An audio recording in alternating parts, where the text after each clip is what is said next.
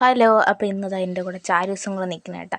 ഞങ്ങളിത് എവിടെ പോകണമെന്ന് വെച്ചാൽ ചാരൂസിനൊരു കഫം, തൊണ്ടയിൽ കഫം. അങ്ങനെ ഞങ്ങളിന്ന് ഹോസ്പിറ്റലിൽ കാണിക്കാൻ വേണ്ടി പോകണം കേട്ടോ. അപ്പം ഞാനും ചേച്ചിയും ചാരൂസും കണ്ട് പോണതും ചാരൂസ് കണ്ട പോവാൻ തയ്യാറായ വണ്ടിയിലിരിക്കുകയാണ്.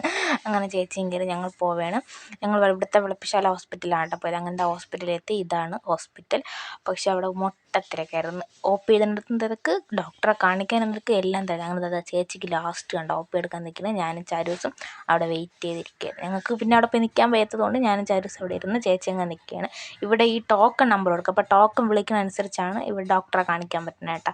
അങ്ങനെ ഞാനും ചാരുവും കൂടെ അങ്ങനെ ടോക്കൺ വെയിറ്റ് ചെയ്തിരിക്കുന്നത്. ഞങ്ങളുടെ ടോക്കൺ 70 72 എന്തോ ആണ് കേട്ടോ. അപ്പോൾ അതുകൊണ്ട് ഞങ്ങളിവിടെ ചാരു എന്തൊക്കെയാണ് പറയണത് എനിക്കൊന്നും മനസ്സിലാവില്ല. അത് കഴിഞ്ഞ് പിന്നെ പോയത് മരുന്ന് വയ്ക്കും. ഡോക്ടറെ കാണിച്ചിട്ട് മരുന്ന് വയ്ക്കാൻ പോയപ്പോൾ അവിടെ അതിനേക്കാളും തിരക്ക്. അത് തിരക്കാണ് എങ്ങനെ നിൽക്കുന്നത്. ചേച്ചി അവിടെയും ലാസ്റ്റാണ് നമ്മൾ എത്തിപ്പെട്ടത്. അങ്ങനെ പിന്നെ മരുന്ന് വയ്ക്കാൻ മുന്നേ അവിടെ ഒരുപാട് സമയം വരും. ഇത്രയും ആൾക്കാർ പോകണ്ടേ. അങ്ങനെ അവിടെ ഞാനും ചാരും പോസ്റ്റായിട്ട് അവിടെ ഇരുന്ന്. ചാരൂസിന് ഫോൺ വേണം, വീട്ടിൽ പോകണം, അങ്ങനെയൊക്കെ പറഞ്ഞിരുന്നു. ഞാൻ ഒരുവിധം അവിടെ പിടിച്ചിരുത്തി എന്നാലും ഇരുന്നു. പിന്നെ നമ്മളതെല്ലാം കഴിഞ്ഞ് നമ്മൾ നേരെ വീട്ടിൽ വന്നപ്പോഴാണ് കാഴ്ച മഴ ഇരുണ്ട് കയറി വരുന്നത് കണ്ടോ.